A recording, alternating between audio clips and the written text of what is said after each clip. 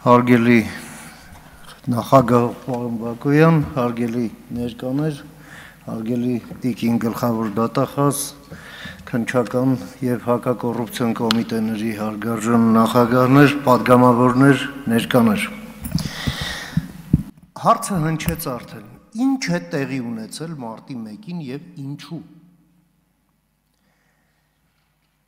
Սա սովորական թեկուզ եւ ծանր, թեկուզ եւ մասշտաբային, բայց սա սովորական հանցագործություն չէր, եթե սրա տակից հանում ենք քաղաքականությունը։ Ինչու դա տեղի ունեցավ։ Որովհետեւ Հայաստանը որպես պետություն զավթվել էր կազմակերպված քրեական խմբավորման կողմից եւ պետությունը վերածվել էր հանցագործությունների գործիքի։ Սերիական հանցագործությունների գործիքի, որոնցից մեկն էլ այո մարտի 1-ն էր։ Մարտի 1-ը միայն սպանություններ չեն, այլև հարյուրավոր վիրավորվածներ, հազարավոր բռնաճնշումների ենթարկվածներ։ Մարտի 1-ը նաև բռնաբարված Աղվան Հովսեփյանի կողմից հավաքական իրավաբանությունն է Հայաստանում, այլանդակված մինչև հիմա, որ դատա իրավական ռեֆորմը իշխանությունը գցել է ոտին։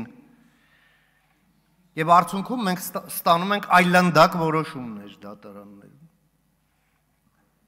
Այս վնասը Հայաստանում դեռ հաղթահարված չէ։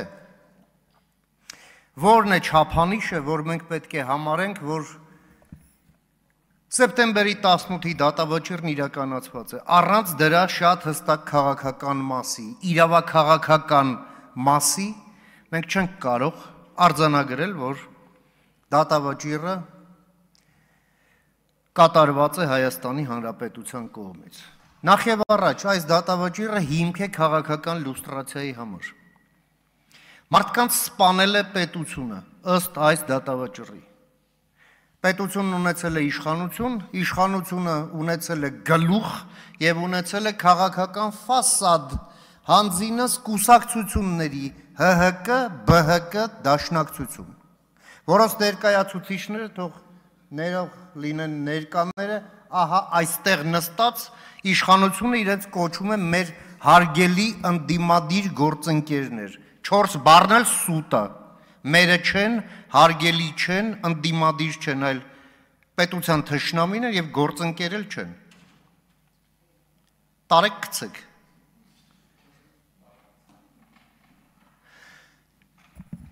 Անհրաժեշտ է, այ օրենք է անհրաժեշտ եւ այդ կուսակցությունները պետք է լուծարվեն։ Ի վերջո դրանով անցել են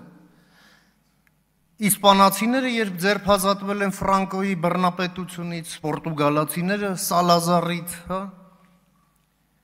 Լեհաստանը եւ Բալթյան երկրները կոմունիստական բռնապետությունից։ Հայաստանն այնպես չի, որ նրանք ժողովրդավարությունից բան չեն հասկանում, իսկ ստեղ մեզ բացատրում են, թե չէ դե կարող է ժողովրդավարական չի, այսպես չի, այնպես չի, օրակարգում նման հարց չունենք։ Ոչ, մենք ռումբի վրա ենք նստած մինչև հիմա եւ հենց ձեր ընդդիմադիր սիրելի գործընկերներն են ձեզ ռմբակոծում, մեր ներվերն էլ քայքայում ամեն օր։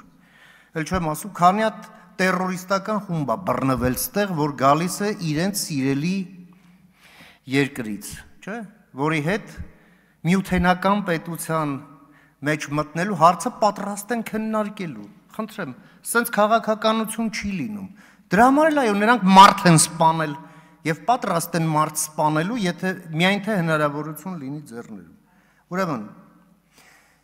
ռեզումեն հետեւյալն է. ժողովրդավարությունը բարիք է, բայց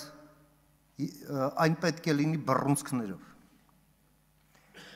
Ժողովրդավարություն նշանակում է ուժ, ժողովրդավարություն նշանակում է կարգ, ժողովրդավարություն չի նշանակում լխկած շիլաշփոթ մի վիճակ, երբ